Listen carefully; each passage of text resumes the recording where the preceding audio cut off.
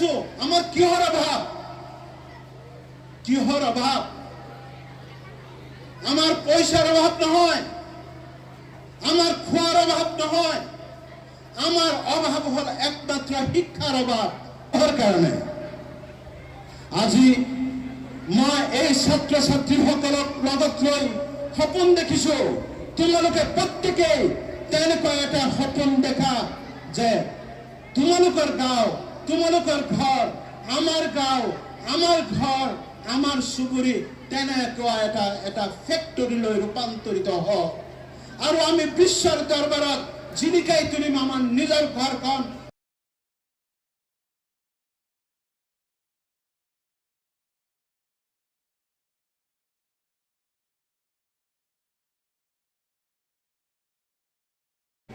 মই ইয়াত যদুত chief guest হিচাপে মোক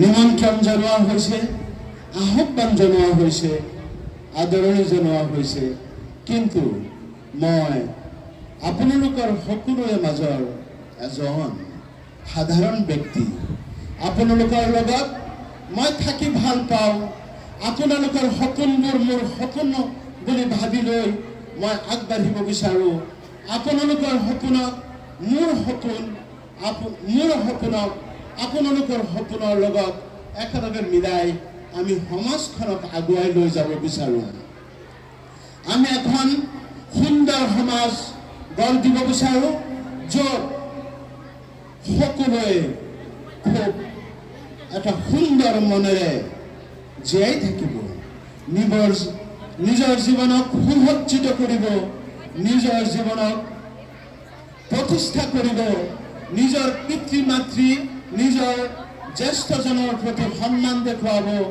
আৰু সমজনৰ প্ৰতি ভাতৃত্ববোধ ৰাখিব কনিষ্ঠজনৰ প্ৰতি মৰম ৰাখিব এটা সুন্দৰ সমাজ এটা সমৃদ্ধিশালী সমাজ এটা সংস্কৃতিবান সমাজ আমি এই ছাত্ৰ সমাজক লৈ মোৰ কনিষ্ঠসকলক লৈ আমি সপোন দেখিছো আমি সকলোৱে আগুৱাই যাম আমি সকলোৱে এনেকুৱা এটা চানিকি লৈ আগুৱাই যাম য'ত অকল প্ৰগতিয়ে প্ৰগতি শান্তিয়ে শান্তি আমি জানো আমাৰ এই অঞ্চল আমাৰ এই কৰোনাবাৰী অঞ্চল ইছলামপুৰ অঞ্চল লালুক অঞ্চল লখিমপুৰ অঞ্চল এই অসম আমি বহুত পিছুৱাই আছো আমি যদি কম্পেয়াৰ কৰোঁ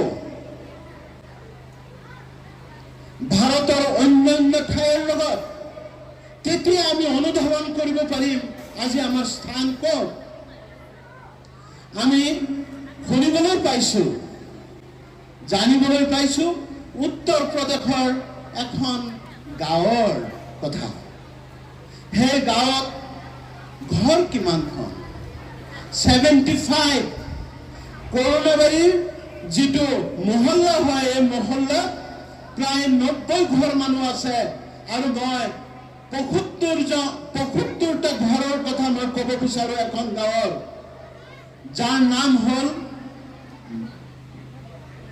জনপুৰৰ মধুপট্টি নাম শুনিছা জনপুৰৰ মধুপট্টি নাই শুনা এই জনপুৰৰ মধুপট্টি মানুহে আইএছ ফেক্টৰী বুলি কয় আইএছ ফেক্টৰী তাৰ 75 ঘৰ মানুহৰ পৰা আইএছ অফিচাৰ হৈছে 52 জন 75টা ঘৰৰ পৰা 52 জন আইএছ অফিচাৰ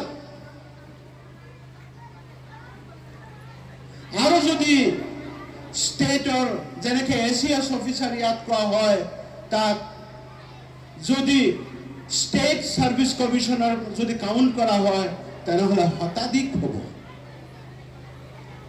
এখন গাঁও ইউপি তাৰ সেই সাকসেস কেনেকৈ সেই গাঁওখনে এনেকুৱা সাকসেস পালে আৰু এখন গাঁৱৰ নাম ক'ব বিচাৰো বিহাৰৰ বিহাৰত এখন গাঁও আছে, সেই গাঁওখনক IIT ফেক্টৰী বুলি কোৱা হয়। এই বছৰ এখন গাঁৱৰ পৰা 40 জন মানুহে JEE এডভান্সত কোৱালিফাই কৰিছে। এখন গাঁৱৰ পৰা ভাবা কেনেকুৱা সেই গাঁওখন। আজি গোটেই অসমত নৰ্থ ইষ্টৰ ভিতৰত যিখন IIT আছে, সেই IIT নৰ্থ ইষ্টৰ 7টা ষ্টেটৰ পৰা কিমান জনে চিট পাবলৈ সক্ষম হয়? 4 জন, 5 জন, 6 জন।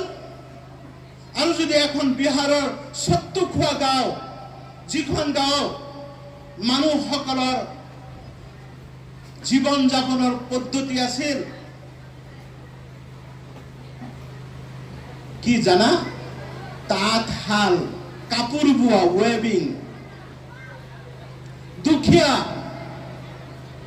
ধনী মানুহ নহয়, কিন্তু তেওঁলোকে নিজৰ সন্তানক এনেকুৱাকে এটা পৰিৱেশ গাঁওখনত দিছে, সেই গাঁওখনৰ পৰা প্ৰত্যেক বছৰে বহুত বহুত ইঞ্জিনিয়াৰ ওলাই আছে। বিহাৰে আৰু এখন গাঁৱৰ কথা ক'ব বিচাৰো। আমাৰ এইখন ইছলামপুৰ, তাতো এখন ইছলামপুৰ আছে, বহুত ৰিমোট অঞ্চলত। এই ইছলামপুৰৰ ৰাস্তাৰ অৱস্থা নাই, এই ইছলামপুৰৰ ইলেক্ট্ৰিচিটি নাই, কিন্তু বিহাৰৰ ইছলামপুৰৰ কথা মই ক'ব বিচাৰিছো। সেই ইছলামপুৰত ইলেক্ট্ৰিক সাপ্লাই দিয়া হোৱা নাই, তাত ৰাস্তা চৰকাৰে বনোৱা নাই। তাত সেই গাঁৱৰ প্ৰত্যেকটা ঘৰৰ ব্যক্তিয়ে একোজন, প্ৰত্যেকটা ঘৰত একোজনকৈ ইঞ্জিনিয়াৰ আছে।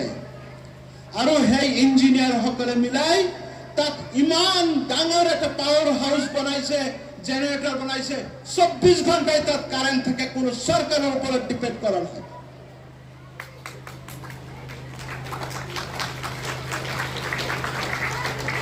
তাৰ প্ৰত্যেকজন মানুহে ইমান কৰ্মোদ্যমী, কৰ্মদক্ষ, তেওঁলোকে নিজৰ পইচা গোট খুৱাই সেই গোটেই গাঁৱৰ ৰাস্তা এনেকুৱাকে পকী কৰিছে, ইমান ধুনীয়া কৰিছে, চৰকাৰে কোনো ফাণ্ডিঙৰ কাৰণে অপেক্ষা কৰা নাই।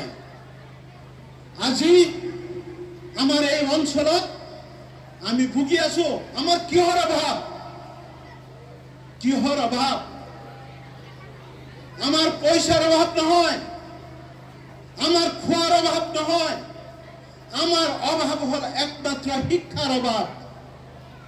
আমাৰ ল'ৰা ছোৱালীয়ে শিক্ষা গ্ৰহণ ভালকে নকৰে। কেলে আমি সেই পৰিৱেশ দিব পৰা নাই? কেলে আমি বিহাৰৰ ইছলামপুৰ বনাব পৰা নাই? কেলে আমি মধুপট্টি বনাব পৰা নাই? কেলে আমি টলি বনাব পৰা নাই বিহাৰৰ? কেলে আমি IIT ফেক্টৰী বনাব পৰা নাই? IS ফেক্টৰী বনাব পৰা নাই? কিহৰ কাৰণে? আজি মই এই ছাত্ৰ ছাত্ৰীসকলক লগত লৈ সপোন দেখিছো।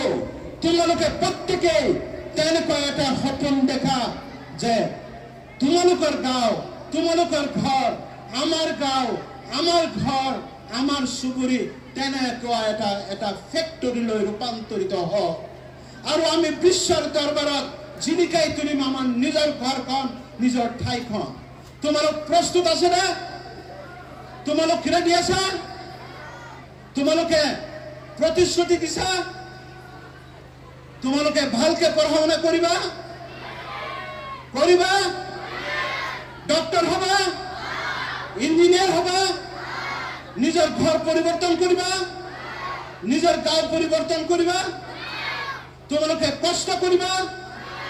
পঢ়া শুনা কৰিবা?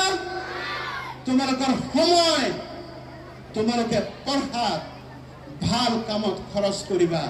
নিশ্চয় তোমালোকৰ ঘৰখন, তোমালোকৰ অঞ্চল, তোমালোকৰ গাঁও তেনেকুৱা ফেক্টৰীলৈ ৰূপান্তৰিত হ'ব।